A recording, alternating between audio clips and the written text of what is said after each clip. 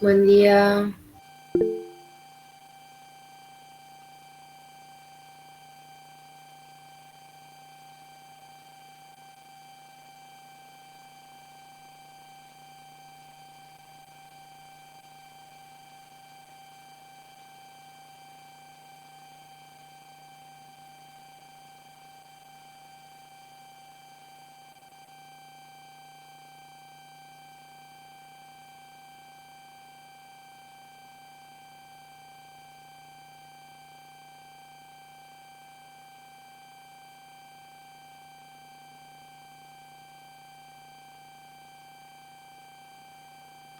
Buen día.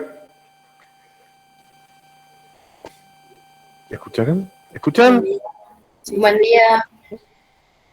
¿Pero puede tener poquita pila?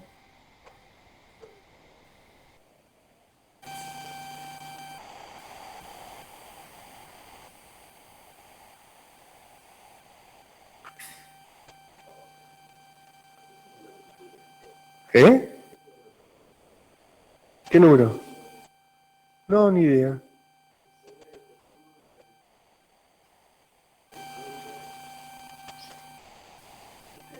Ajá. No sé por qué mandan. Después nos fijamos. Ustedes de allá después me imprimime el... ¿Qué el DNI? ¿Qué es eso? Imprimime después el chat. ¿Ustedes lo ven allá en la computadora?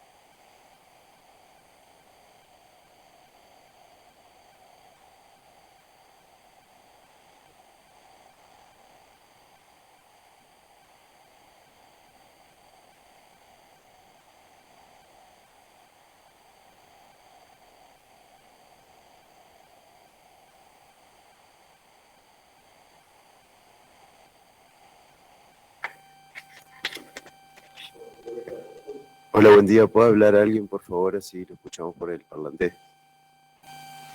Hola. Buen día, Buen profe. día.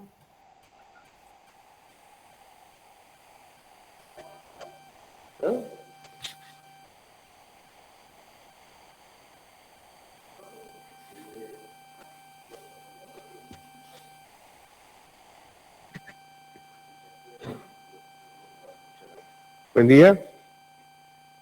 Buen día. Buen día, profe. Buen día. ¿Escuchan, por favor? Sí, se Sí. escucha.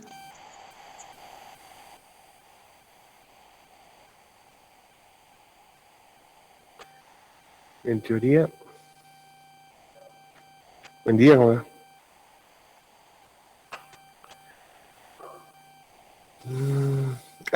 Lo que podemos hacer es, conéctese alguno de ustedes en el hall y fíjense si sale el audio.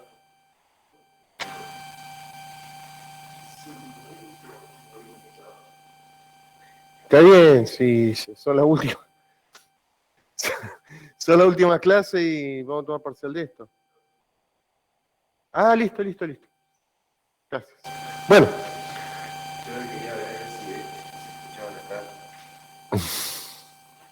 Bueno, poneme esta. ¿Está compartida? Listo. No. Si ya está compartida, deja.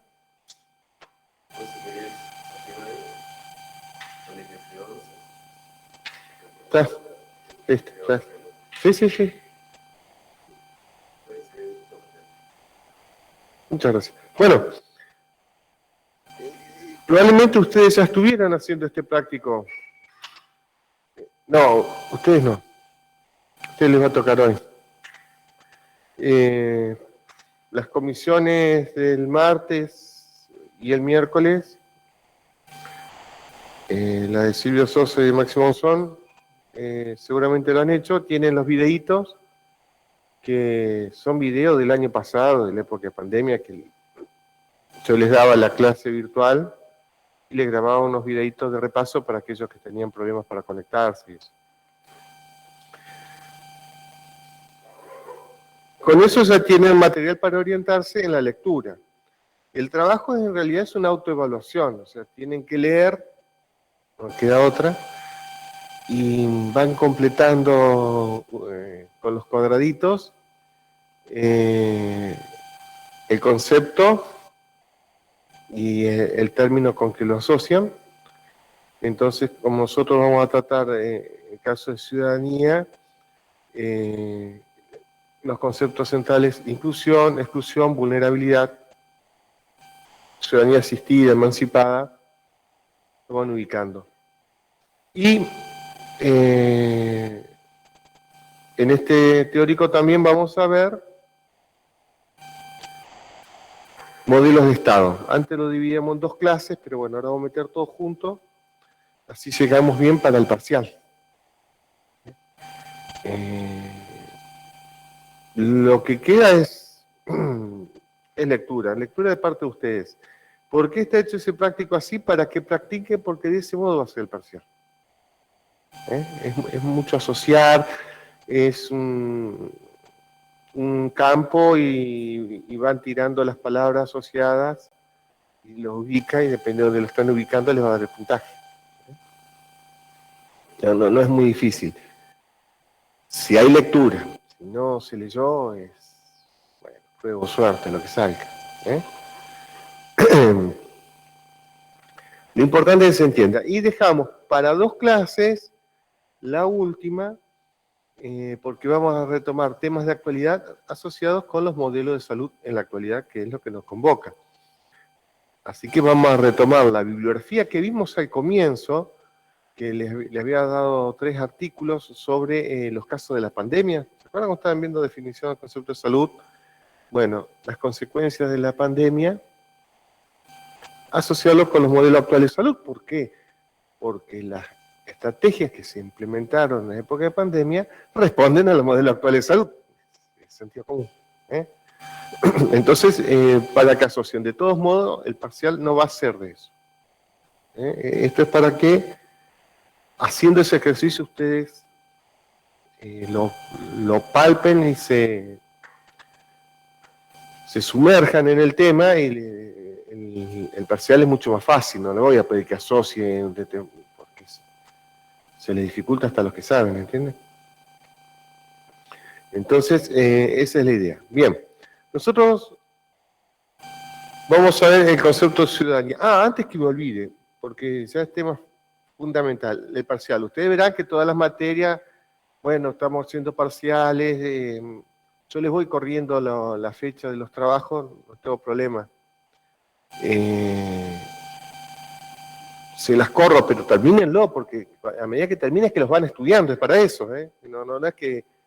Yo no tengo problema de dejarla hasta el final, hasta el último día que cargo las notas, pero ya no te voy a cargar una buena nota porque no leyeron el trabajo. O sea, si no leyeron el trabajo, seguramente el parcial no fue bueno. Es para eso, nada más que para eso. A lo que voy, asústense con los otros parciales si quieren, pero no descuiden este.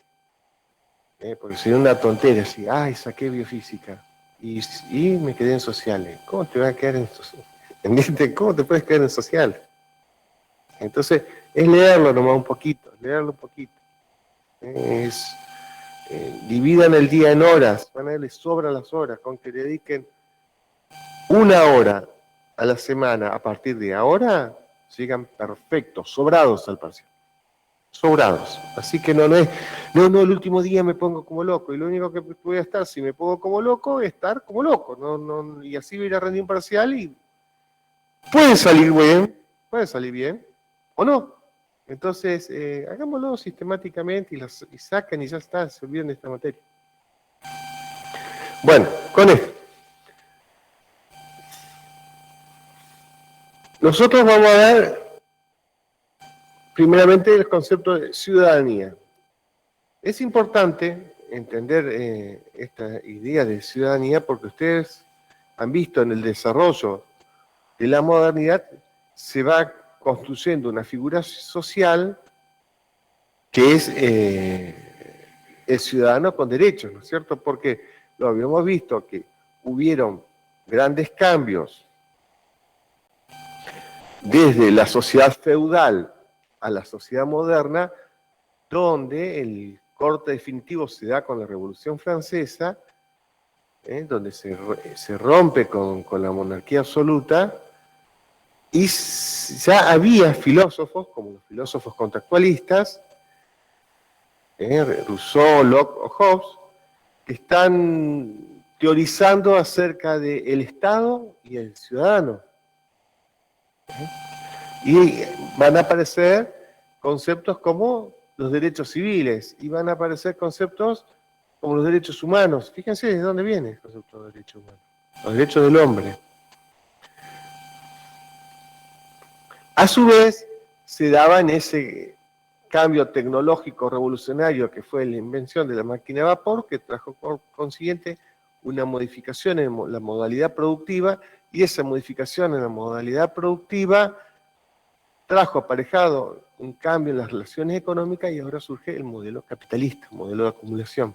Que eso también trajo como consecuencia los cambios en las políticas exteriores. Ahora los países se dedican a invadir, como Inglaterra, otros países para ubicar su mercadería, cosa que nosotros lo vivimos intensamente. Les había comentado, ejemplo de ello fue la campaña del desierto, ejemplo de ello fue la guerra de la Triple Alianza, ¿no es cierto?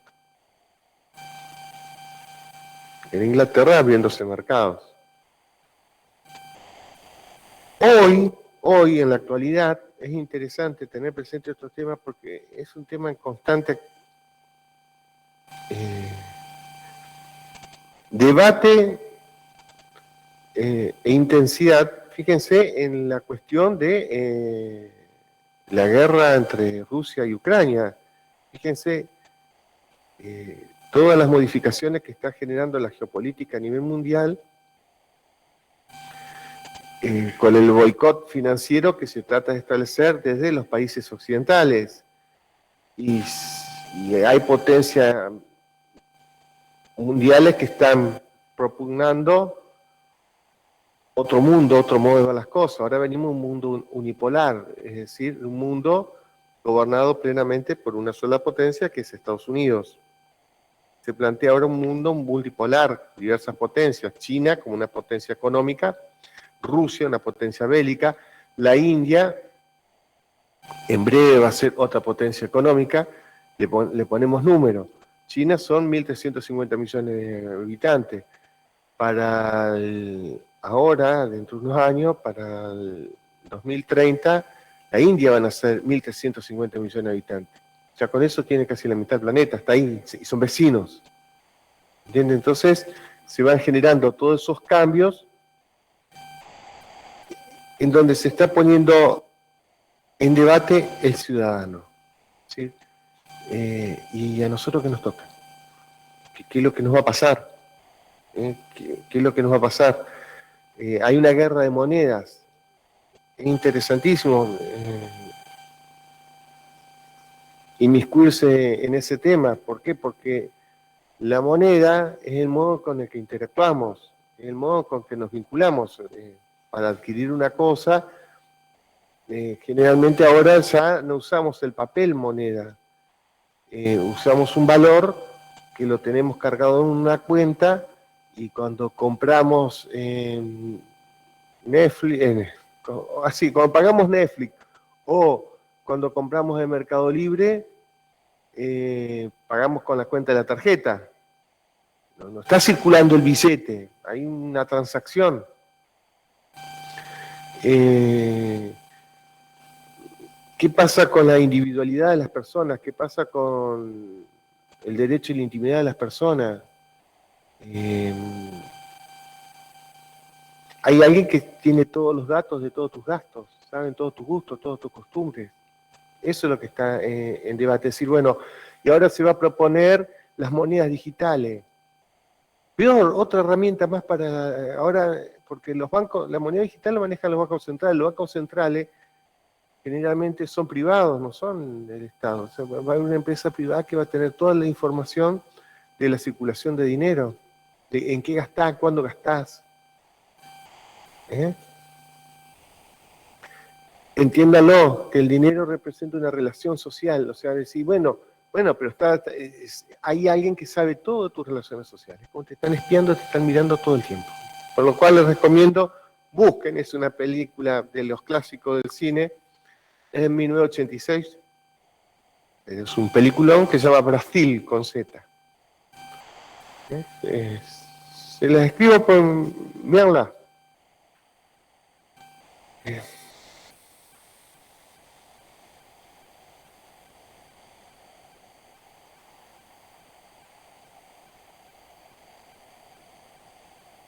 Brasil. Véanla, porque es una película donde se plantea así un estado totalitario donde controla todo, y hoy estamos en esa situación. Entonces, nosotros tal vez no tanto porque somos re tercer mundo, pero los países con alta tecnología desarrollada, como en China, por ejemplo, y te cuento que tiene hasta el control facial, ¿no es cierto? Uno va por todo el tiempo hay alguien que tiene control sobre vos. ¿Recuerdan la disciplina que yo les he dicho en el teórico, que está vigilar y castigar, que plantea Michel Foucault, cuando les presentaba el sistema panóptico, donde los presos todo el tiempo se sienten observados? Fíjense, ahí hay una cámara. Yo los dejo a ustedes rindiendo, me voy, y todos saben que hay una cámara. Puede estar encendido, puede estar apagada, pero saben que hay una cámara y... No, ¿qué me voy a copiar? Le falta que me estén filmando. Es eso, te sentís vigilado todo el tiempo. No es que estés vigilado, lo importante es que te sientas vigilado. Una vez que vos te sentís vigilado, listo, ya sé, el resto sale solo. Bueno, eso es la situación actual. Por eso es tan importante los conceptos de ciudadanía. A mediados del siglo XX, en un homenaje a un sociólogo, a Alfred Marshall, Thomas Marshall, y hace una disertación, es inglés, es en Inglaterra la conferencia, sobre la ciudadanía, los conceptos de ciudadanía, y plantea acerca de la ciudadanía civil, la ciudadanía política y la ciudadanía social. ¿A lo que se refiere? La ciudadanía civil, ustedes lo van a tener en el texto, lo que vamos a hacer ahora es esclarecerlo un poquito. Son los derechos individuales de las personas. El derecho a tener un nombre propio, el derecho a comerciar, el derecho a poder comprar y vender, el derecho a trasladarme. Esa es la ciudadanía civil. El derecho a contraer matrimonio. Fíjense si no es un tema que cobra actualidad cuando se planteó la cuestión del matrimonio igualitario. Solo tenían derecho a contraer matrimonio las personas heterosexuales. Las personas homosexuales no tenían ese derecho. Bueno, esos son los derechos civiles. Entonces se plantea así, bueno, no, religiosamente, bueno, cada uno en su religión hará lo que quiere. En los derechos civiles de un Estado, acá hay un grupo de sector que no tiene ese derecho. Eso se plantea, por eso son temas de discusión que constantemente se renuevan. Es decir, ¿por qué? Porque la dinámica social es constante, es decir, siempre no va a haber una ley perenne, siempre tiene que ser modificables porque en la sociedad constantemente hay emergentes. La ciudadanía política. La ciudadanía política es lo que nos ocupa en estos tiempos. Es el derecho a poder elegir un representante, el derecho a poder ser elegido, entiendan que acá, fíjense,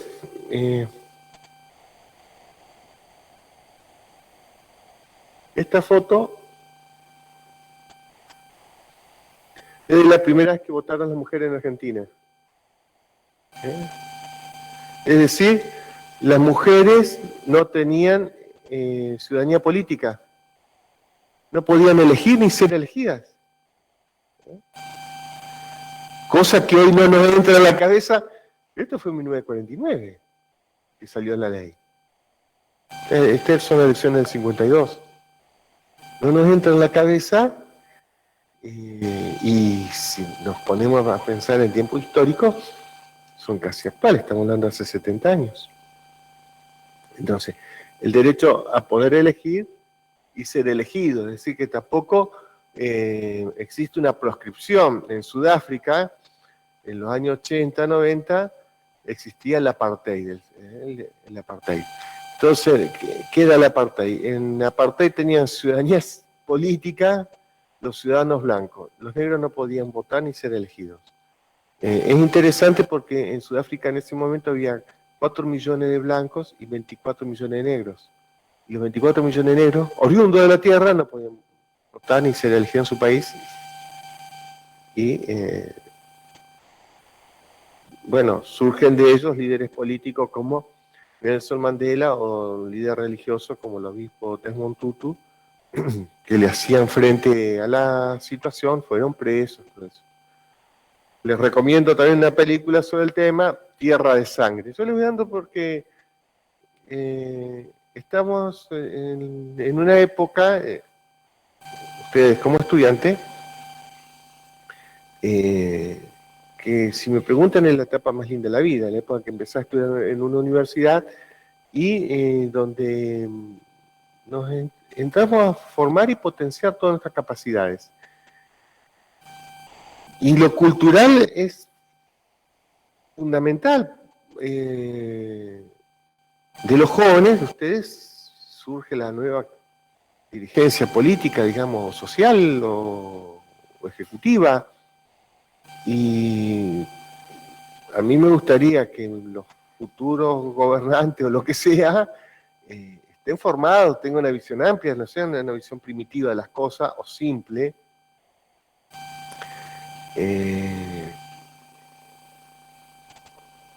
O musicalmente,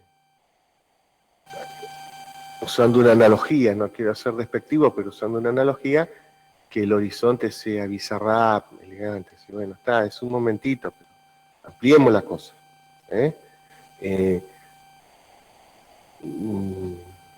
Vemos en el cine la narrativa es muy rica, entonces lo que se puede aprender mirando una película es fundamental. Yo les puse, ustedes si van hacia abajo, cuando estén mirando en este práctico, tienen una película filmada con la técnica de documental de Michael Moore que se llama ¿Qué invadimos ahora? Mírala, está muy buena. Para la clase que viene les voy a poner otra, también de Michael Moore, Zico. Véanla porque de esa preguntaba siempre en los parciales, o sea, no sé, para que en esta les pregunto algo. No de la película, de los temas que aparecen y en la película te lo esclarece. Compara los sistemas de salud de Estados Unidos, de Canadá, de Inglaterra, Francia y de Cuba. Bien, entonces la importancia de la ciudadanía política. La ciudadanía social, lo que nos va a marcar son el derecho, ¿qué ven acá? Una casa con una señora. Esta foto es de Serbia. Esta casa está en Serbia, una vivienda popular. Igualita que la que hacen acá. ¿Entienden eso? ¿Por qué les marco? Serbia no es una potencia económica. Esto es una vivienda popular, a la gente pobre le dan esta vivienda.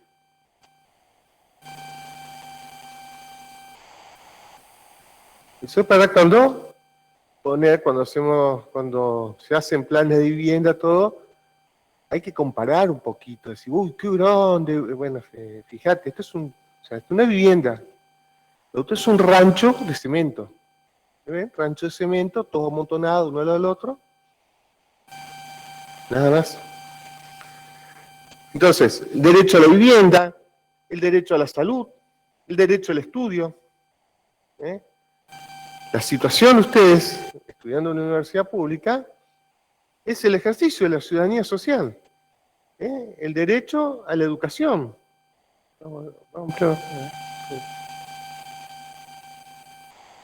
El derecho a la educación.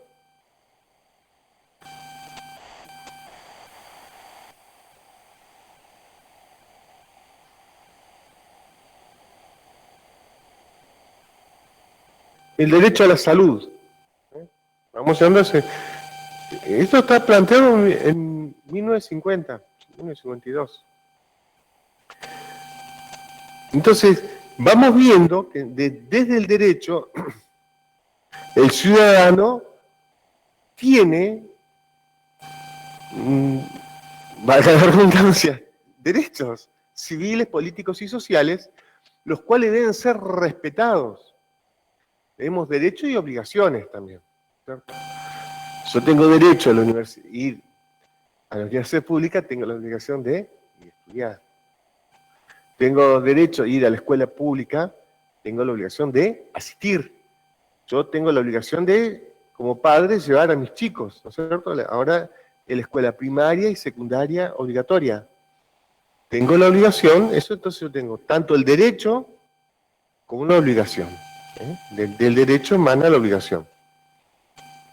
Yo en el derecho a la salud, yo tengo el derecho a protegerme la salud y tengo la obligación de cuidarme y respetar la salud de los otros. Eso lo podemos analizar después en la cuestión de la pandemia, ¿no es cierto?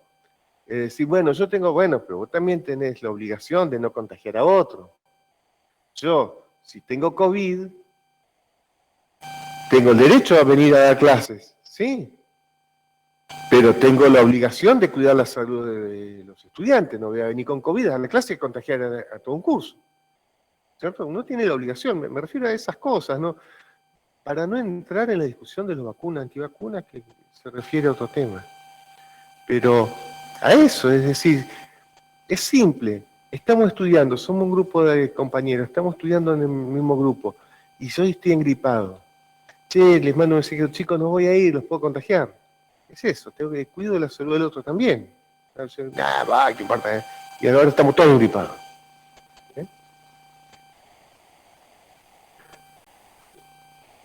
¿Se va entendiendo? Sí, es re simple.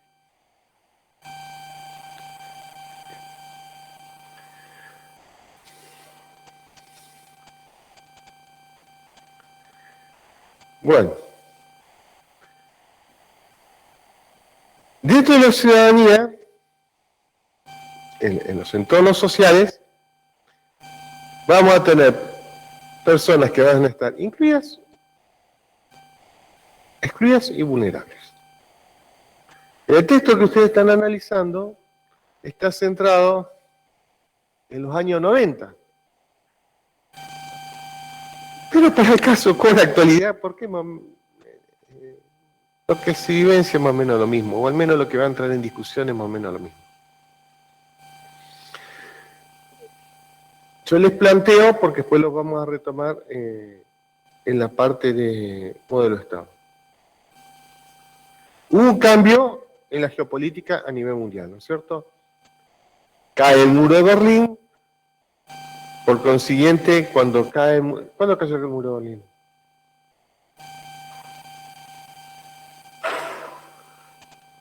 Acuérdense que yo les dije, hagan el listado de profesores, el de historia, anótenlo. Y recuérdense, mire si yo les llego a preguntar en un parcial, dando por supuesto, especifiquen la fecha. Decir, no, que tiene mucho que ver, en 1989, ¿no es cierto? Cae el muro de Berlín y por consiguiente cae el régimen comunista. Cuando cae el comunismo, ahora el mundo que era bipolar, teníamos dos grandes grupos que se llamaban la Guerra Fría, ¿no es cierto? Yo se lo explico, por ahí lo saben. Se lo explico resumidamente para que se entienda todo este proceso. Había dos grandes grupos. El grupo de Occidente, Estados Unidos, sus países satélites capitalistas, y los países del este, de la ex Unión República Socialista Soviética y sus países periféricos, que eran de la esfera comunista. En la Guerra Fría era así, de sanciones económicas, había una escalada tecnológica respecto a la fabricación de misiles nucleares, pero se sabe que no podían entrar en guerra porque perdemos todos. Entonces, eran movidas más en cuanto a política económica, geopolíticas. Cae el muro de Berlín. Cuando cae el muro de Berlín, o sea, el muro de Berlín era significativo. Berlín quedó dividido en dos después de la Segunda Guerra Mundial.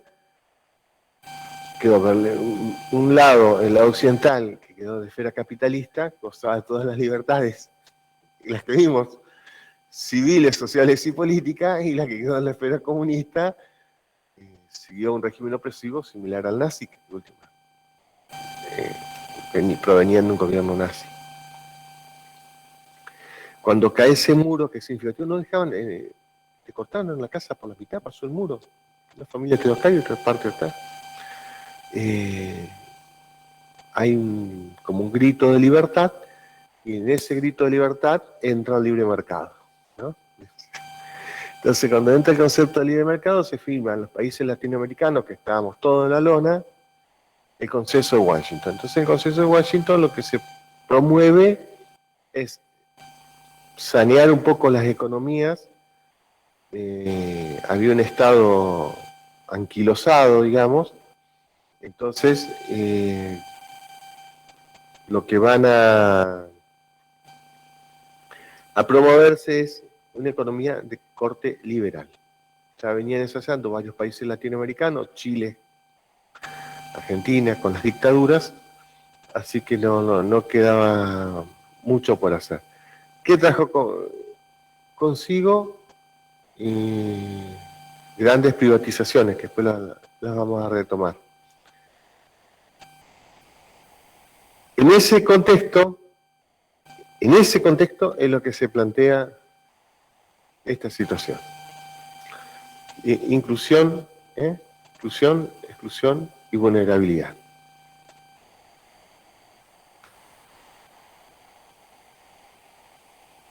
Desde el punto de vista laboral, se consideran ciudadanos incluidos aquellos que trabajan, por ejemplo,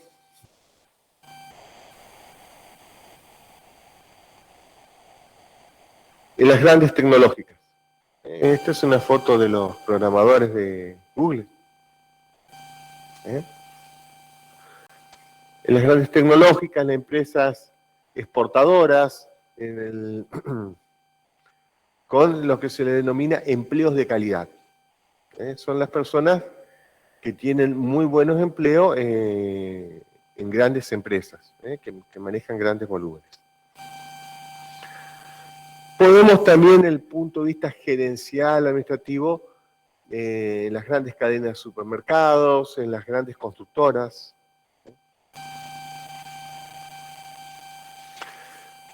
En tanto, desde el punto de vista laboral,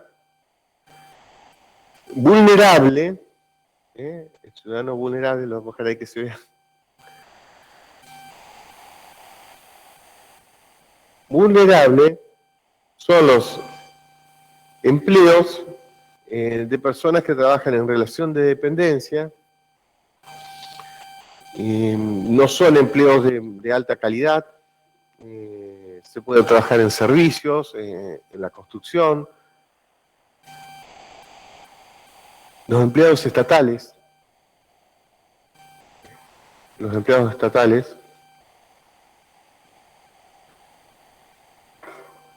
se encuentran todos en situación de vulnerabilidad.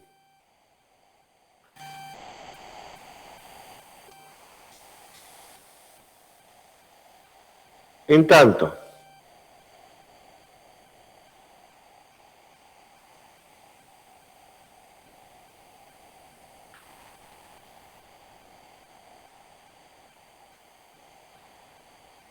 los excluidos, vamos a sacar este para que no nos tape. Los excluidos son los trabajadores de autónomos, trabajadores cuentapropistas, las personas que hacen changas, las personas que tienen los carritos de comida o que trabajan en ferias, que trabajá, si no, no comés. Fueron las primeras víctimas de la pandemia, ¿no es cierto? Cuando se restringió la circulación. ¿Y el tipo que vivía de changa, de qué labura? El que labura de cortar el pasto, ahora no puede salir. ¿De qué come? ¿Entiende? Pero si sale se muere, y si no come se muere. O sea, ¿cómo arreglamos eso? Eso es lo que vamos a trabajar después en las 2 próximas clases con los textos que ustedes tienen. El tipo que tiene un carrito de comida, que bueno, por ahí trabaja más el fin de semana cuando los chicos salen o vuelven de bailar, y ahora no se podían ir a bailar, no se puede salir. ¿Y de qué vive? ¿De qué come? Bueno, esos son los excluidos, es decir, estás al día. No puedes enfermarte. No puedes enfermarte. No tiene posibilidad de enfermarse. Con lo cual, entonces, desde el punto de vista económico vamos a tener los incluidos, que serían estos, que están en el centro del campo. Yo le marco un cuadrado, vamos a escribirlo para que les quede.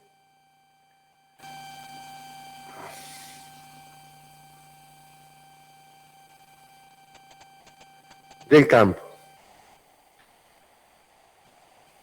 Les teorizo así rapidito, antes lo dábamos, pero con la virtualidad tuvimos que sacarlo porque si no agotaba mucho el alumno. La teoría de campo de Pierre Bourdieu plantea que en todas las tramas sociales se da un campo, en un campo de relaciones donde va a haber cierta competencia, ¿no es cierto? Y va a haber conflictos. Cuando decimos conflicto no tenemos que tomarlo como sinónimo de pelea. Un conflicto en el campo educativo puede ser la evaluación que les voy a tomar, ¿no? Entonces va a haber 2 agentes, los docentes por un lado y los estudiantes por el otro lado, y se van a desarrollar estrategias. Una estrategia que desarrollamos para realizar la evaluación es el parcial. Y otra estrategia que pueden hacer los estudiantes es estudiar.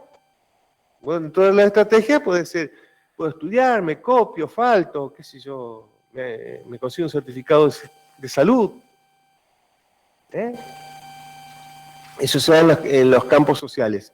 Y todos, sí, estoy metiendo, es casi una materia, estoy metiendo todo un ratito. Todos vamos a aportamos capitales económicos, sociales, simbólicos. Entonces, el capital económico que uno aporta es, vamos a decir, el bolsillo, lo material, la cosa. El capital social sería las tramas de relaciones.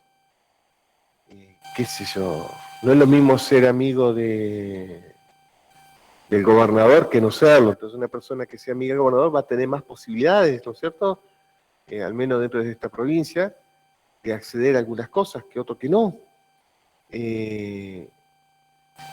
El capital cultural es todo ese bagaje que le digo, bueno, le mostraba de las películas, lo que uno lee, lo que uno se forma, los vínculos que ha establecido, Constitución, ese capital cultural, costumbres, las tradiciones, forman parte de nuestro capital cultural, no necesariamente es bueno. Totalmente. ¿Qué vos cruzaste esto o qué? Ajá. Entonces todo eso, el hábitus en realidad ese es el proceso histórico, es un proceso histórico, ¿no? Que se construye. Entonces, bueno, ya que compañero, ¿qué estudiabas antes?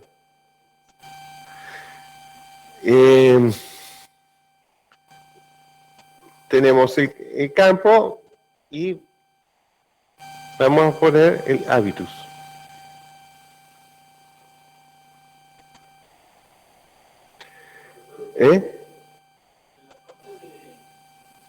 Sí.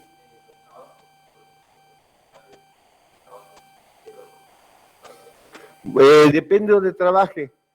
Si va a estar trabajando acá con la gente de Google, incluido. ¿Por qué? Porque al gerente de Google le duele la espalda, qué sé yo, y vas a cobrar miles de dólares. Si estás trabajando en el Estado, vulnerable. Generalmente todos los que somos trabajadores del Estado, la universidad estatal, o sea, de última soy empleado del Estado, somos vulnerables. ¿En qué sentido? El Estado de hecho cierra las universidades. Chao, la mierda. Todo a la calle. ¿Entiendes? Ahí se genera la vulnerabilidad. Los que tienen altos trabajos cobran tanto dinero que si te echan te podés vivir sin laburar. Podés aguantarte 2 o 3 años sin laburar. Uno cobra a fin de mes, llegas con lo justo y bueno, esperamos otro mes. Si no se complica, a eso se refiere. Entonces, si vos sos kinesiólogo y montás una empresa, podés estar incluido. Una empresa dedicada a la atención integral de las personas, con gimnasio, todo, ¿no? Algo grande. Y agarras todas las edades.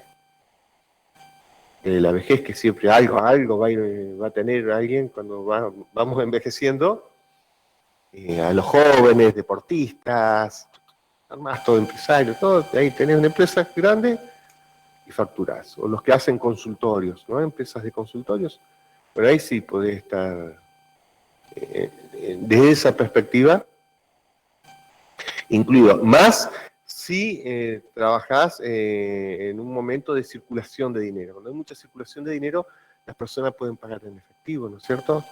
Entonces no vas a depender tanto de las obras sociales. ¿Por qué?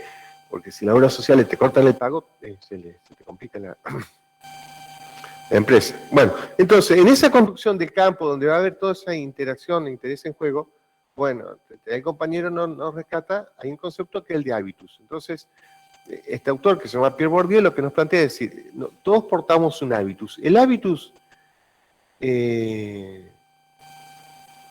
sería nuestro ser en juego. O sea, yo hoy, acá,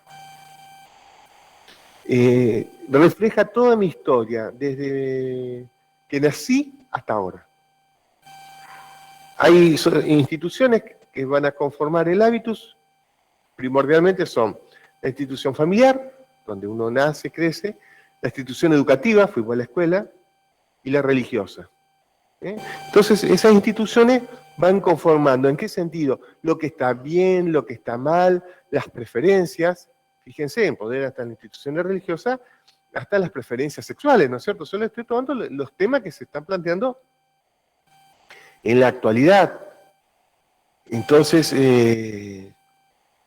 entonces nosotros nuestra sexualidad no la ejercemos libremente, y no, fíjate todo lo que estuvo por donde todo lo que pasaste, por lo que aprendiste en tu familia, en la escuela, por eso la importancia de la ESI, y el tipo de marco religioso donde estuviste desempeñando. Si estuviste en una comunidad fundamentalista y vas a tener una visión de las cosas. Si estuviste en una comunidad más abierta, más amplia de criterio, vas a tener al menos prejuicios. Entonces, todo eso constituye nuestro hábitus. Y nuestro hábitus en juego es esto. Cuando yo les planteo mi objetivo como docente, que ustedes aprendan, no reventarlos, Entonces yo hago un parcial para ver qué es lo que aprendieron, no para reventarlos. Y hay docentes que te tiran a matar. Bueno, está reflejando todo ese recorrido. No es que aparecimos de golpe, no es que las cosas aparecen de golpe. Todo tiene un proceso. Cuando eso se conforma el hábitus. En este espacio, en el campo, este campo, donde van a estar los agentes en juego. Entonces, teníamos el concepto de agentes y de intereses. Un ejemplo es fácil de entender. Hay un empresario, es un agente, el empresario, y tiene sus obreros. Otro agente. Los obreros quieren un aumento de sueldo. Ahí se genera el conflicto. Constantemente quiere un aumento de sueldo un empleado. Entonces se genera el conflicto. Y el empresario quiere que la empresa siga produciendo. Entonces negocian. Se produce una estrategia, la negociación. Puede fluir y dice, bueno, acordamos tanto por ciento y ustedes ganan y yo sigo ganando porque la empresa sigue produciendo, listo. No nos pusimos de acuerdo. Otra estrategia es, hago un paro, ¿no? Y de acuerdo a lo que dura el paro, se va negociando, bueno, nos arreglamos. Es así, es una dinámica. Constantemente tenemos en juego estrategias que van tratando de resolver esos conflictos. En ese contexto, en eso tenemos esta trama, que es la trama laboral. ¿Okay? Ahora vamos, es decir, lo económico.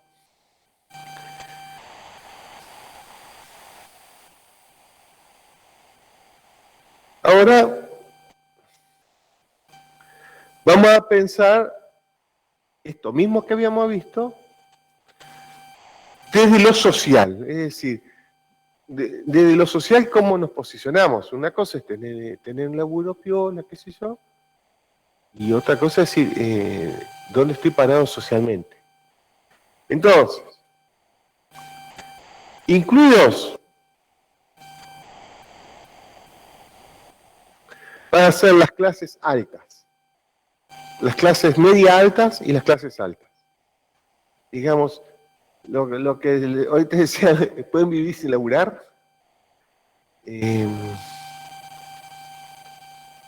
Un ejemplo, mire, este ejemplo, los terratenientes, les planteaba la campaña El Desierto, qué sé yo, que los Martínez Dogas ligaron 500.000 hectáreas. Bueno, toda esa familia debe seguir teniendo esas 500.000 hectáreas. No laburan. No las laburan. Las alquilan. Cobran el 40%. Bueno, ellos son incluidos. Pueden vivir sin laburar. No laburan. Son unas 1.000 familias en el país, no laburan. No laburaron nunca ni lo van a hacer. Tienen la tierra, pero la trabajan. No la trabajan, la alquilan. La alquilan. El que la trabaja es la empresa que formaron un pool de siembra y son esas comparsas que van, los tractores. Esos sí son los que van y la laburan. Y de lo que ganan tienen que pagarle el 40% al otro porque es el tenedor de la tierra. Entonces, esos tenedores de la tierra están acá. Son incluidos. Está acá.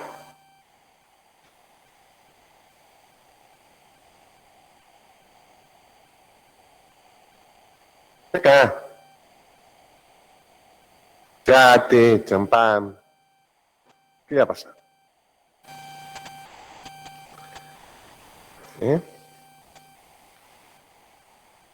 Ahora, tenemos otro sector, que es la clase media, media baja,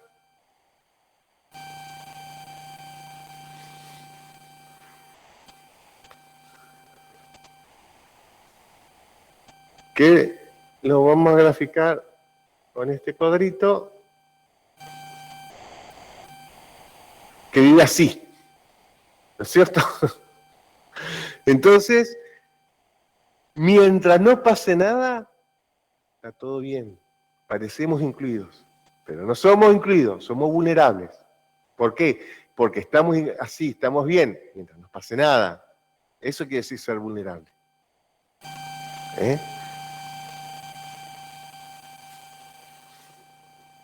Mientras no pase nada. Es lo que pasaba con nuestro sistema de salud. Era espectacular. Mientras no pase nada. Cuando apareció una pandemia, aparecieron las deficiencias por todos lados, estaba todo agarrado con hilo. ¿Entienden? Entonces, somos todos vulnerables en ese sentido. Mientras tengamos laburo, todo está fantástico, hasta parecemos incluidos, incluso podemos fantasear con estar en ese yate, pero no te confundas. No te confundas, no es para vos. A veces nos confundimos en el constante devenir. Se nos plantean techos que no vas a poder llegar a tocar. Es decir, metiste en la carrera productiva, corre, que vas a llegar. No vas a llegar. ¿Por qué? Pues yo ya les planteé. Fíjense, esto es para los que no laburan, son las clases medias altas y las altas. Y fíjense en nuestra trama económica, que es de nuestro país, porque es lo que conozco, y funciona así, porque nosotros no somos un país industrializado. En otros países, que si son Estados Unidos, otra cosa. Una potencia mundial, tiene fábrica de lo que sea, poner una pequeña fábrica y te ven más o menos bien, y después de golpe, ahí sí existen los emprendedores. Aparecen 4 o 5 pibes de la edad de ustedes, se le ocurrió no sé qué, inventar un aparatito, y de golpe son millonarios. Esa es otra historia, acá acá no ocurre. Entonces, bueno, en nuestra trama que tenemos, esto funciona así. Entonces, entendamos cómo funciona acá. Funciona así. Como somos un país agroexportador, bueno, entendamos que así funciona. No nos hagamos elucubraciones de otra cosa que no somos. No somos China. ¿Cómo nos vamos a comparar con China? Son 1.300 millones de tipos, nosotros somos 44. ¿Cómo nos vamos a comparar con Estados Unidos? Son 350 millones de tipos, nosotros somos 44. ¿Tiene sentido?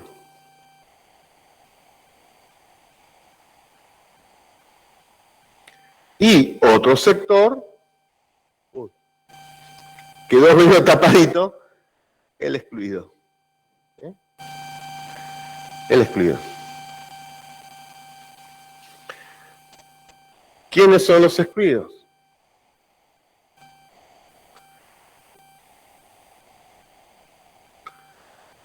Se ve acá la... Puse esta foto, porque esto es una villa, ¿eh? ¿La ven bien acá? Es una villa. Y acá ya tenemos la urbanización, la ciudad, de gente trabajadora. Entonces tenemos los vulnerables que están acá y los excluidos que están acá. En los excluidos tenemos los pobres, nuevos pobres, los pobres estructurales. Los pobres estructurales a lo que se refiere es todos aquellos que siempre fueron pobres. ¿Cómo quiénes? Campaña al desierto, a los indios que venían y lo dejaban a la periferia, en toda la zona de La Matanza, todo eso, son los pobres estructurales. Quedaron afuera del juego desde el que comenzó el partido. ¿Por qué? Porque no formaban parte de una economía capitalista. Y la economía capitalista de nuestro país era incipiente y no lo dejaron formar parte del juego, afuera. Y entonces crece, esa es la pobreza estructural. Y se va repitiendo, y te sorprende que tenés villa, que tenés gente, y que tenés gente que está... Piensa y razona de otro modo. Ve y analiza las cosas de otro modo. En su estructura mental, estructuran el pensamiento de otro modo. Nosotros tenemos una construcción espaciotemporal de clase media, constituida, ese hábitus que se fue conformando, entonces nos permite proyectar. Nosotros pensamos algo y proyectamos a futuro. El tiempo que vivimos presente, vivimos hoy, ahora, pero sin embargo, proyectamos a futuro. Por eso nos metemos en una carrera de 5 años, porque sé que haciendo esto y esto, en 5 años voy a ser licenciado en kinesiología. Y si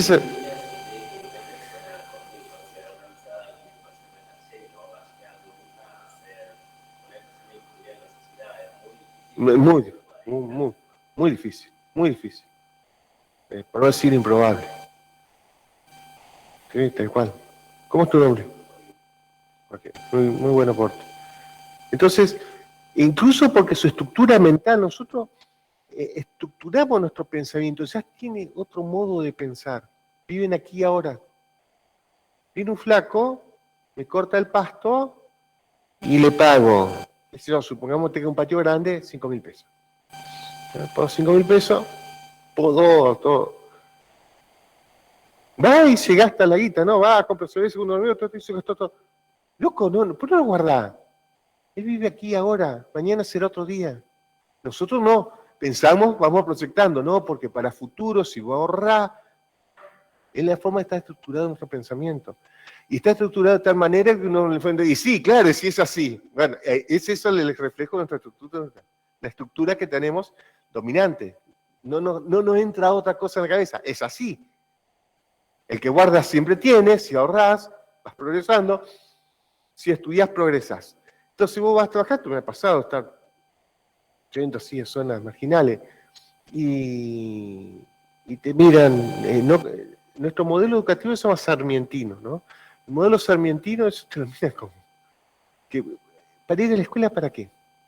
No, porque si vos vas a la escuela, terminás y después estudiás y vas a tener un trabajo, y el flaco te mira para estar en una villa, porque yo estaba en una villa.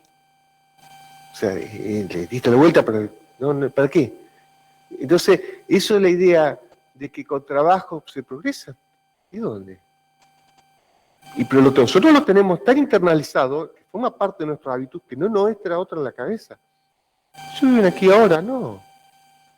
Y si lo pensamos un poquitito, miren, de la fortuna más grande de nuestro país, los Mastellones, los dueños de la Serenísima, el viejo Mastellone, primaria incompleta. El viejo Franco Macri, primaria incompleta. Fortuna. Porto, que es el dueño de la Universidad de Belgrano, era albanil, primaria incompleta. Eumequian, primaria incompleta. No tiene nada que ver el estudio con son gente que sabe hacer negocio, vio la babeta, la encontró, se le dieron las cosas y progresó. Nosotros, los vulnerables, tenemos internalizado que con progreso, Y fíjense, yo les estoy mostrando, no tiene nada que ver una cosa con la otra. Les planteaba, la fortuna más grande son los que nunca laburaron ni van a laburar, hacen laburar a otros. Ni siquiera ponen su capital en juego. No, porque arriesga. No arriesga nada. Alquilo, si no viene otro a alquilar. No, yo voy a alquilar al otro. No me gustó tu cara. Sin embargo, tenemos lo peor es que hablan, hay un político que se llama Expert, que de los parásitos esos que viven así, que hablan y sermonean y que no, que hay que echar gente, tipo que nunca laburó, hablando de trabajo. Bueno, entonces, nos va entendiendo, entonces ¿cómo se configura? La estructura mental, entonces vos un día te encontrás un pibe en la calle, le pintó matarte para robarte los zapatos y te mata. El tipo no proyecta que sos padre de familia, sos una chica estudiante, tenés un futuro. No, le pintó, se asustó y te mató. No puede proyectar, no lo puede, pero no es que no quiere, no puede hacerlo. No puede proyectar que va a ir preso por un par de zapatillas. No puede, bueno, eso ocurre en la sociedad. Esa es la trama donde estamos y nos vamos moviendo. Entonces, la exclusión, ser excluido, no es no tengo cosas nada más. Fíjense, le estoy planteando todo este horizonte, vivir acá, trae una carga que no es no tengo servicios, o solo me falta plata. Así le des toda la plata al mundo, eso no lo se complica. Por eso tenemos muchas políticas para los sectores vulnerables. ¿Cómo creen? En el 2000, 2001, cuando ustedes, por ahí algunos iban naciendo, 2003 también, son todos más o menos el 2003 por ahí, ¿no? 2004.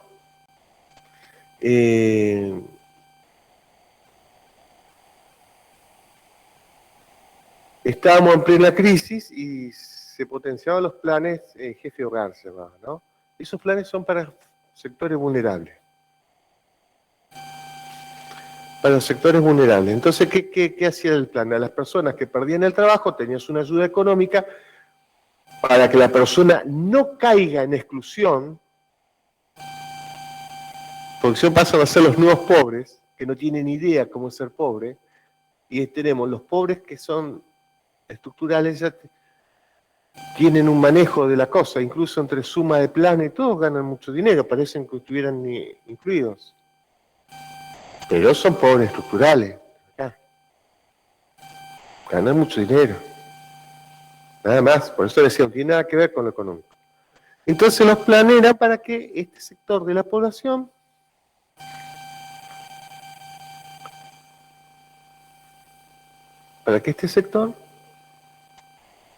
no caiga acá.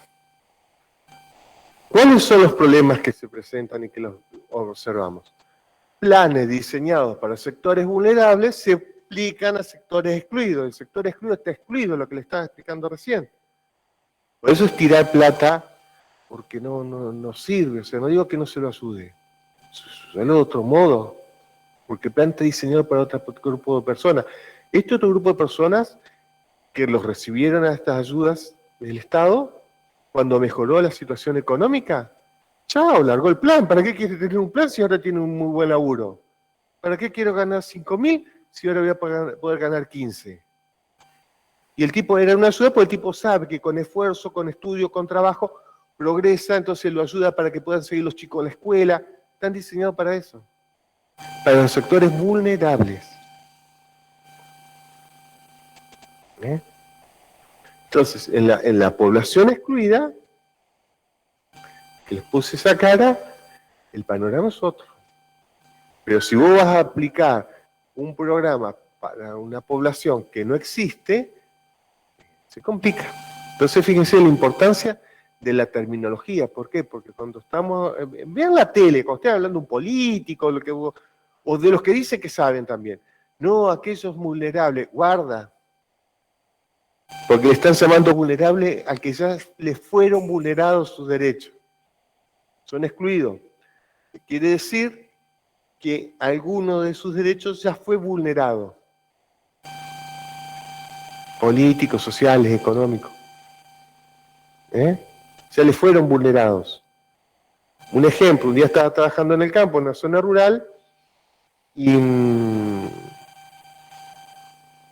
hay un grupo de gente así, de obrajeros que viven en las bolsas de nylon.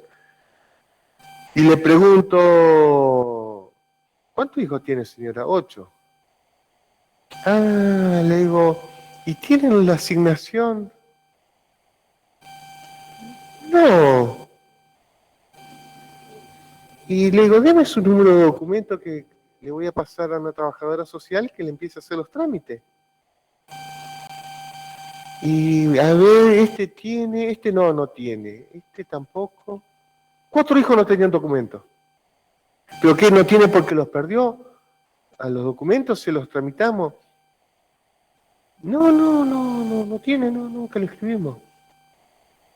¿Entienden? O sea, una persona sin identificación no existe. De hecho, nació, puede morir y nadie se enteró oficialmente. No tenía documento. Fíjense si no es un derecho vulnerado. Lo que significa tener documento, el acceso a beneficios sociales, a que el Estado sepa que en algún lado andás dando vuelta. Pero,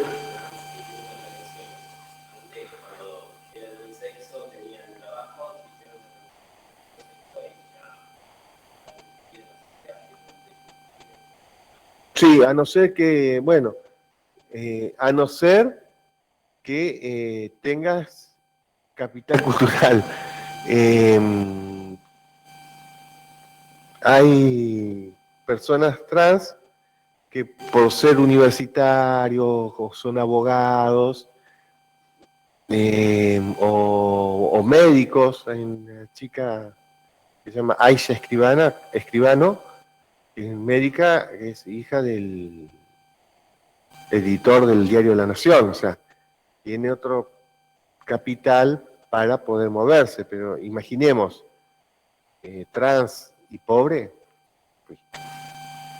y automáticamente prima el prejuicio. Prima el prejuicio. Pudo haber sido el mejor profesional, chao, fuera. Y en estos casos, como le estoy planteando, cuando se vulnera los derechos, automáticamente la persona pasa a ser excluido. Entonces los excluidos, y muy bueno tu aporte, no solo son sectores pobres, sino pueden ser por raza, vimos el ejemplo de Sudáfrica, el ejemplo que dabas por género, entonces tenemos por raza, por género, por etnia,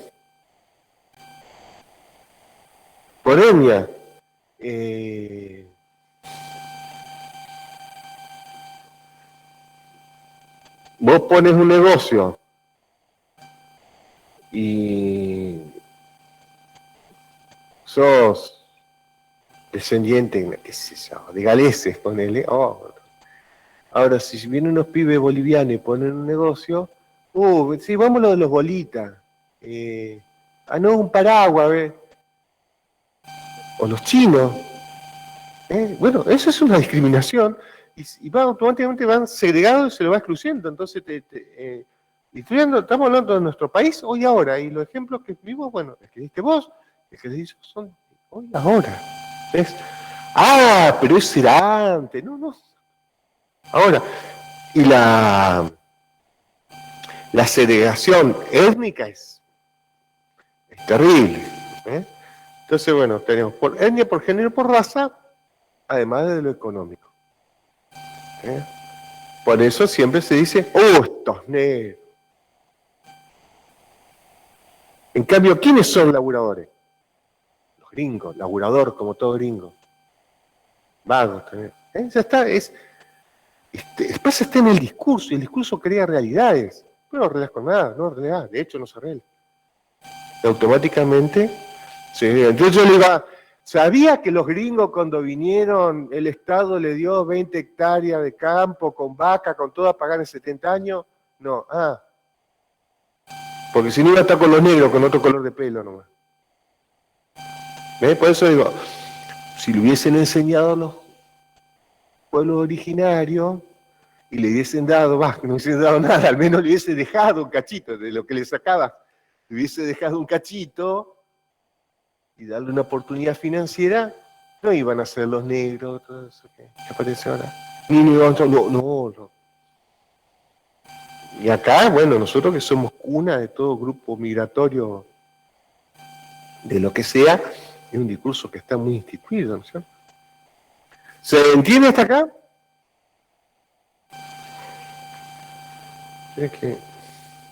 Bien.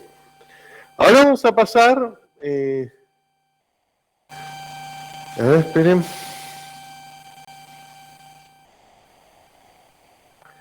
Modelos... pasa que es un tema muy largo, va a meterlo todo en una clase, pero bueno, va a entrar. A su vez, se nos generan dos modelos de ciudadanía.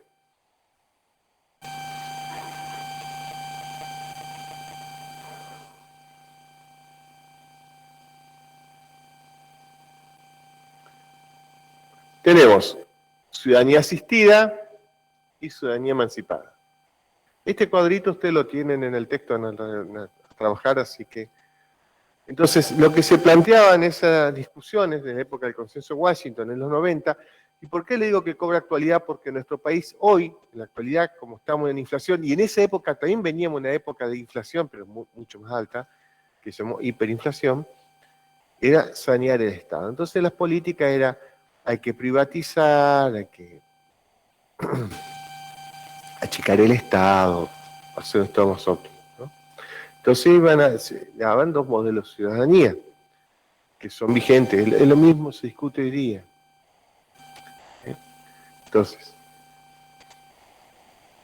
una ciudadanía asistida es la que se plantea desde los modelos neoliberales. ¿Eh? Y una ciudadanía emancipada es lo que se plantea en lo teórico. Después en el ruedo sea otra historia, ¿no? Es aquellas posturas más condescendientes con un estado de bienestar o esas miradas más progresistas. Y los conceptos de ciudadanía van a estar referidos a la igualdad, a la solidaridad, la movilidad social, esa posibilidad de ser pobre y dejar de serlo, la inclusión, el ser pobre, el género, los que hemos visto, la segregación de género, los derechos humanos, la ubicación dentro del Estado y del mercado. Por ejemplo, ustedes van a tener en el trabajo o en el parcial pobreza, ¿no? Focalización de programas para pobres. Las políticas focalizadas son típicas del Estado neoliberal, es decir, la ayuda va específico al grupo, al que lo necesita. En una ciudadanía emancipada se da para todos. Es algo más general para todos. Era el espíritu de la asignación universal por hijo, pero no es para todos. Si fuera para todos los chicos, ricos y pobres, sería algo universal, ¿no? Entonces, si es solo para un sector, es porque no tiene trabajo, esto y esto, es focalizado. A no ser que sea para el universo de pobres que no tengan trabajo. Bueno, voy achicando, ¿no es cierto?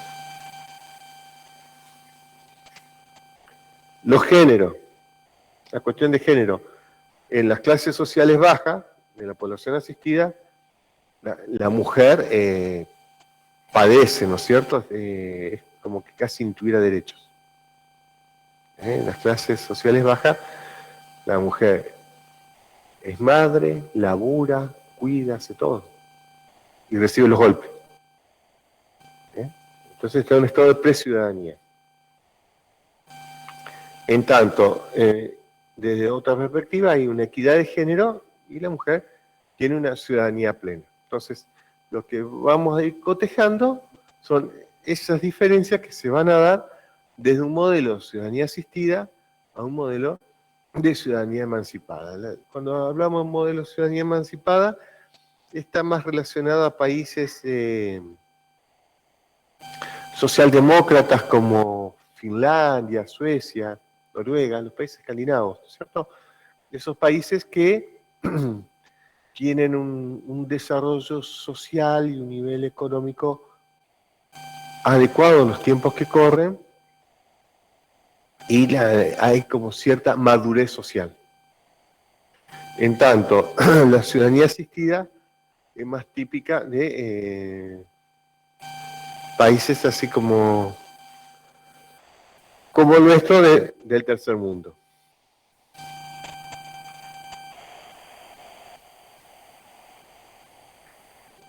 Bueno, ahora vamos a pasarnos a los modelos de Estado. Pero voy a cambiar la pizarra. Nosotros, acá es fundamental, o sea, en ese contexto, a ver si... Bueno, vamos a ver los modelos de Estado. Se van a centrar principalmente en la discusión que dura hasta la actualidad. Un modelo de Estado de bienestar, un modelo neoliberal. Y se genera una confusión con el Estado keynesiano. Esto es pregunta de parcial. Pregunta de parcial.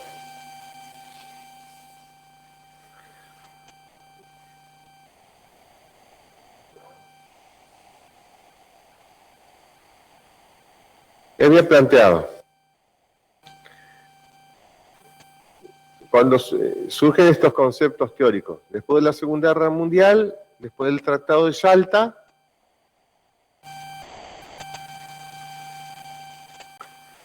(1946 fue el Tratado de Yalta), es como se divide, ¿no? Las dos potencias, se divide el mundo en dos. Esto para vos, esto para mí. Todo lo que vamos marcando acá en la línea roja está de rojo.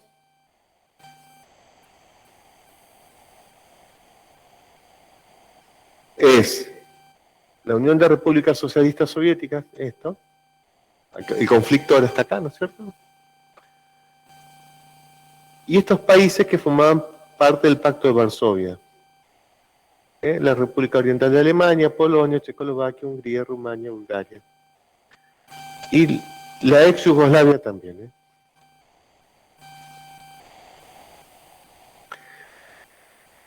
Lo que ocurría es, ustedes verán, todos estos países, este también, de acá para acá, eran comunistas. Todos estos países, después de la Segunda Guerra Mundial, quedaron en la lona, porque después de una guerra, gane o pierda, a no ser que seas Estados Unidos, que quedó todo derruido. Estados Unidos implementó un plan de asistencia que se llama el Plan Marshall, en general, que dice, si no ayudamos económicamente a estos países, va a haber una demanda social tan grande que se van a hacer comunistas, porque hay muchas necesidades, o sea, está todo derruido, hubo una guerra, no quedó nada. Entonces se implementa el Plan Marshall y es una inyección de dinero terrible, creo que para ese fueron 11.000 millones de dólares en esa época, que recibieron Italia, Francia, Inglaterra, Alemania, y se entraron a recuperar enseguida, cuando le metieron guita, si antes tenían un desarrollo tecnológico industrial muy importante y educativo también, enseguida se recuperaron. Cuando comiencen a recuperarse, la población realiza demandas sociales. La población quiere vivir bien. Veníamos de una guerra. Queremos vivir bien. Queremos tener unas vacaciones. Queremos tener un salario digno. Quiero tener un acceso a una vivienda digna. Quiero tener un buen sistema de salud donde me pueda ser atendido yo, mis hijos, mis padres. No murieron en la guerra, pero la sufrieron. Entonces, ante esas demandas que se van a dar en estos países, por temor a la expansión comunista, se van a generar políticas sociales, políticas de beneficio social. Es lo que se van a llamar modelo de estado de bienestar. Entonces, lo fundamental en el estado de bienestar es que confiere derechos, los derechos son universales,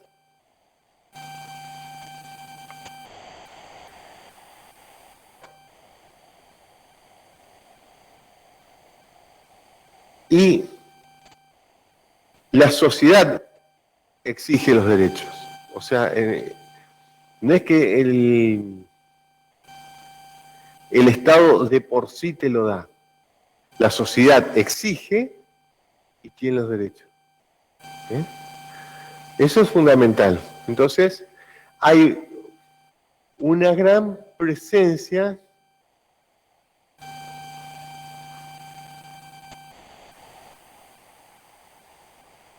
ciudadana.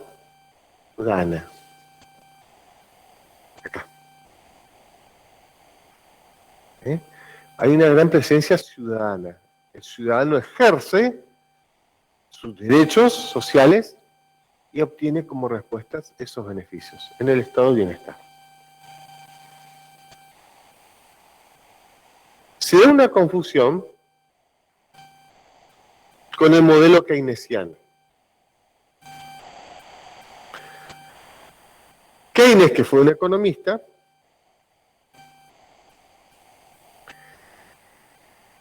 plantea la intervención estatal ante las fluctuaciones cíclicas del capitalismo. Tal, por ejemplo, la que se da en la crisis del año 29, que se llama la crisis del año 30, en donde cae la bolsa de Wall Street, se funden empresas, empresarios que se suicidan, quedan miles de personas en la calle, terrible. Un crack financiero.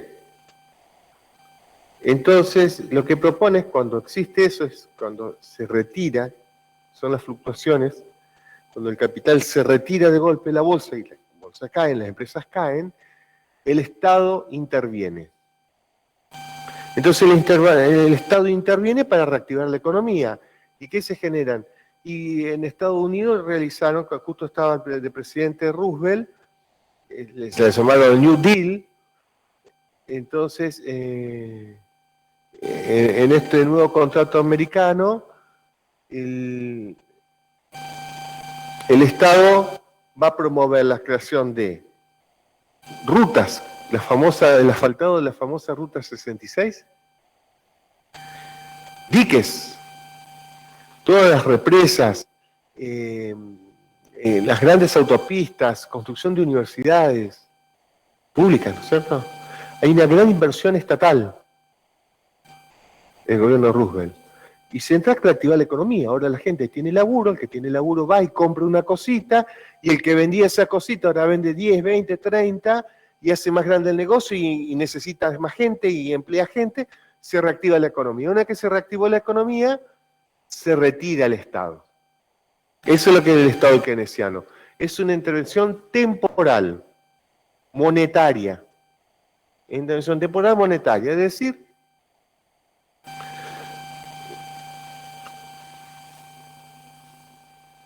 vamos a poner acá una intervención temporal.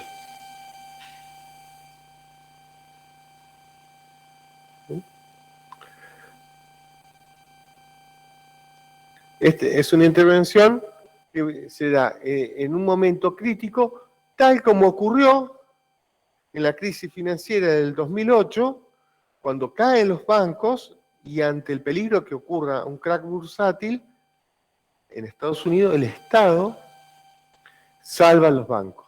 En vez de darle la guita a la gente que no tenía para pagar la vivienda, le da guita a los bancos para que no se fundan. Una intervención, no vamos a decir que es un modelo keynesiano pleno, pero es más o menos eso, una intervención del Estado, en este caso para ayudar a los que más tienen, pero para salvar esa situación. Entonces, es temporal y para los movimientos cíclicos. Entonces, ¿qué quiere decir? Que cada tanto van a ocurrir. Pero cuando ocurra un momento de depreciación económica, el Estado interviene, se reactiva y se retira. En cambio, el modelo de bienestar no tiene nada que ver con esto. Son derechos que obtiene el ciudadano y como son derechos son inalienables, no se quitan. Si yo tengo derecho a tener 10 días de vacaciones, si me los van a tocar es para ponerme 12, no para quitarme. En estado de bienestar, no para quitarme. Si yo tengo derecho a una jubilación ordinaria o al aguinaldo, el que se llama el sueldo anual complementario, en un estado de bienestar no ocurre lo que ocurrió en Argentina, en el que se llamó menemismo, en el gobierno de Menem, pero era estado neoliberal, que se desdobló. Vieron que ahora, ustedes verán, escucharán a sus padres, que cobran el medio aguinaldo, ¿no? Te pagan en diciembre, cobran el medio aguinaldo, y cobras en junio la otra mitad. Pero era el sueldo anual complementario, fíjense cómo se llama, sueldo anual complementario. Si es sueldo anual, era cuando vos terminabas el año, cobrabas un extra, un sueldo más. Entonces las personas con ese sueldo que tenían de más, compraban cosas, se iban de vacaciones, reactivan la economía. El Estado, para evitar esos gastos y que le llamaban recalentar la economía, lo divide. Entonces, fíjense, eso le marco acá, pero es para que vean. Yo tengo esto. Si yo cobro el sueldo anual complementario todo junto acá, en un cúmulo de dinero, cobro 100.000 pesos. 100.000 pesos los gasto.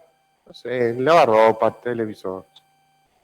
Ahora, si yo cobro acá la mitad y la otra mitad acá, en este periodo de inflación, yo estuve financiando al Estado o al patrón, porque no lo estoy cobrando, él está teniendo mi plata.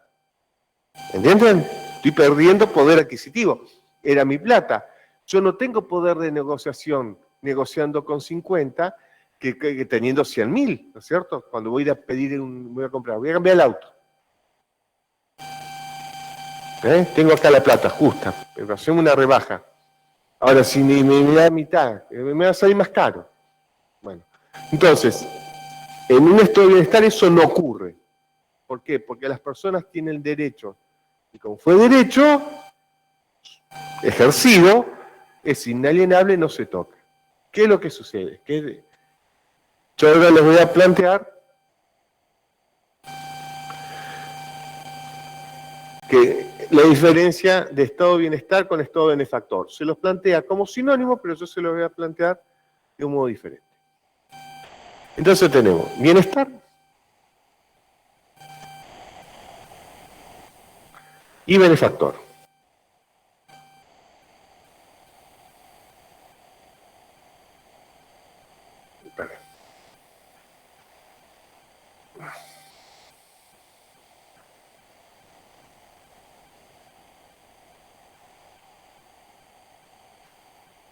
Estado de bienestar lo vamos a poner acá. Europa de posguerra. ¿No? Estado de benefactor en Latinoamérica. ¿Cuál es la diferencia? En el mismo momento que termina la Segunda Guerra Mundial, que era para que no avance el comunismo, lo que les acabo de decir, en Europa, plan Marshall, bla, bla, bla, bla, bla, en nuestras tierras hubieron unos movimientos políticos y sociales casi similares. En Brasil, en Argentina, en México, en 5 minutos les termino, si pueden ir a rendir.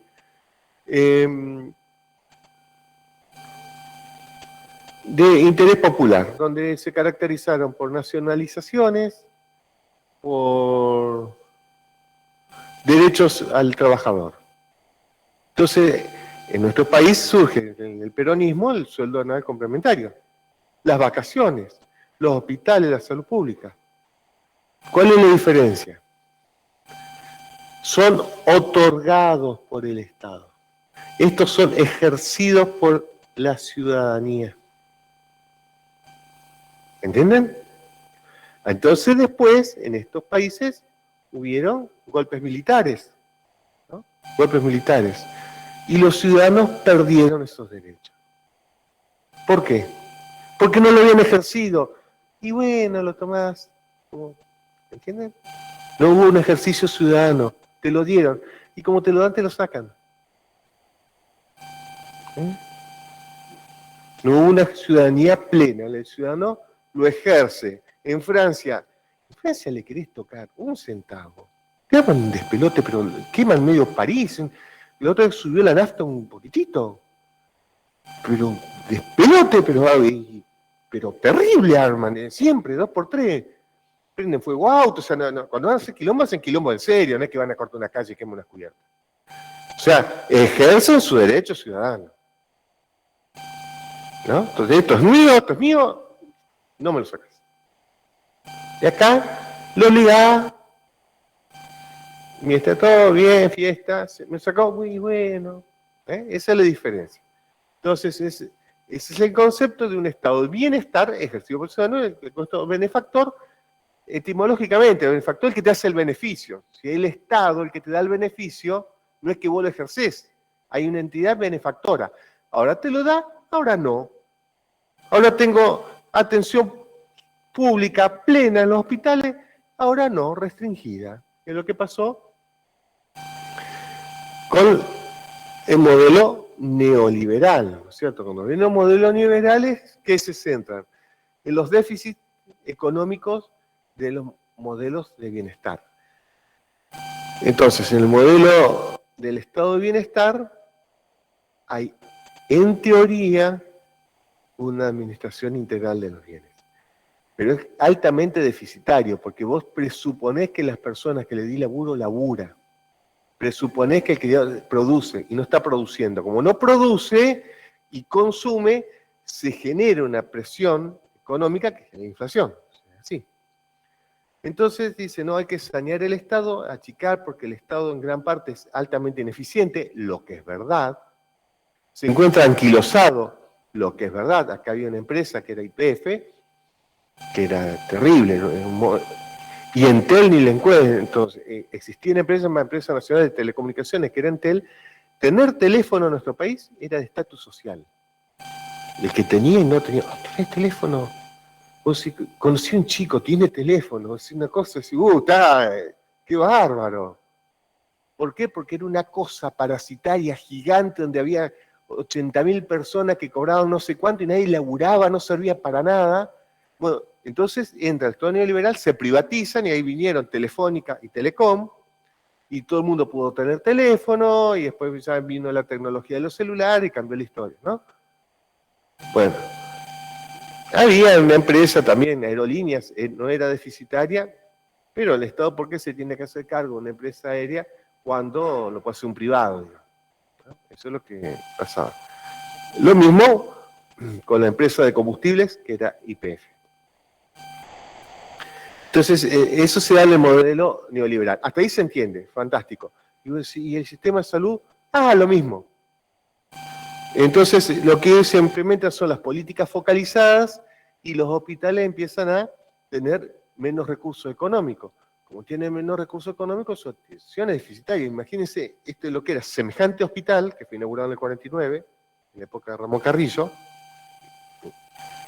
modelo de National Health Service,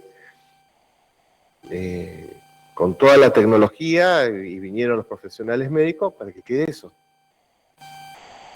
¿No?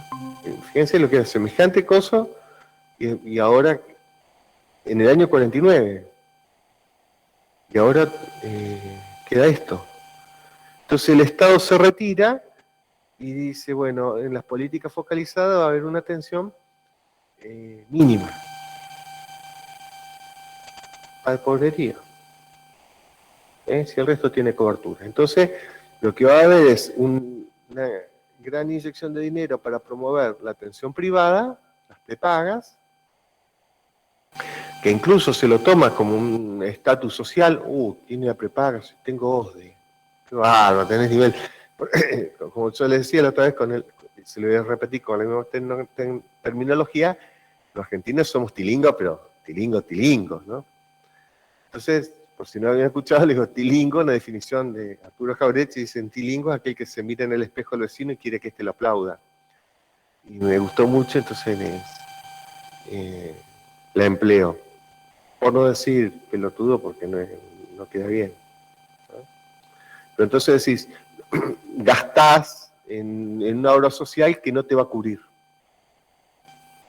Gastás en una prepaga que no te va a cubrir. Y después lo va a terminar pagando el Estado. Cuando se complique la cosa, porque la idea de la obra social es no gastar. Entonces las personas jóvenes que tienen con cáncer, cuando aparecen, te lo sacan del sistema. No, ¿por qué? Porque no tiene previsto la obra social, la prepaga, gastar tanto dinero. Y me falta que sobreviva este pibe y tengo que gastar hasta los 80 años, tengo que gastar 60 años de remedio. No, afuera, que se haga cargo del Estado. Pues eso es lo que pasó en el sistema de salud. Como se me fue el tiempo, me parece la clase que viene vamos a retomar para profundizarlo más. porque vamos a retomar y ya empezamos modelo médico hegemónico. De todos modos, los que tienen las comisiones de Silvio y Paula, les digo, ellos saben mucho de este tema porque Silvio es trabajador social y Paula licenciada en Ciencias Políticas y tenemos miradas diferentes. Así que aprovechen eso y ellos les van a profundizar mucho más. Así que van a salir aprendiendo más. ¿Pero se entendió al menos? Es agotadora, porque metimos 2 clases en una. ¿Qué le vamos a hacer? Pero así llegamos bien al parcial. Y bueno, suerte en el parcial que tienen que rendir ahora. Me despido del resto de los estudiantes. Que tengan un buen fin de semana. Igualmente. Chao, profe. Chao. Igualmente, profe. Hasta mañana. Saludos.